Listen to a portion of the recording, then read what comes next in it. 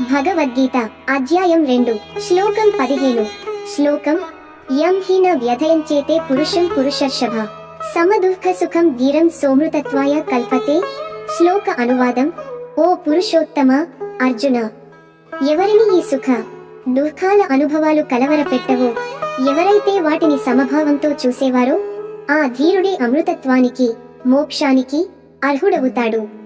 భావార్థం, ఈ భౌతిక ప్రపంచంలో సుఖం దుఃఖం విజయాలు అపజయాలు ప్రశంస దూషణ ఇవన్నీ మార్త్య జీవిలో ఉండేవే. కానీ ఒక జ్ఞానివాడు ధీరుడు అవన్నీ తాత్కాలికమని తెలిసినవాడు వాటి ప్రభావానికి లోనవడం లేదు. సమదృష్టి అంటే సుఖమైన దుఃఖమైన ఒకేలా చూడగల సామర్థ్యం. ఉదాహరణ, వాన రాలుతుంటే ఎవరైనా బోర్లుకుంటారు, కానీ ఒక సాగు రైతు అదే వానను ఆశీర్వాదంగా భావిస్తాడు. వాస్తవానికి వర్షం ఒకటే, మన అభిప్రాయం దానిపై భిన్నంగా ఉంటుంది. శ్రీకృష్ణుడు చెప్పే సందేశం, ఎవడు తన మనస్సుని అశ్రద్ధించి సుఖంలో మునిగి దుఃఖంలో క్షోభించకుండా సామ్యభావంతో నిలబడగలడో అతడు మోక్షానికి యోగ్యుడు. జీవిత అన్వయము, మన జీవితంలో పరిస్థితులు మారుతుంటాయి.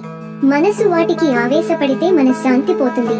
కానీ సమభావాన్ని అలవర్చుకుంటే నిత్యానందాన్ని మానసిక స్థైర్యాన్ని పొందగలం. ఇది శ్రీకృష్ణుని ధైర్య బోధన. అటువంటి ధీరత మనం సాధించాలి. ఈ శ్లోకం మనకు ఒక జీవిత మార్గదర్శకం.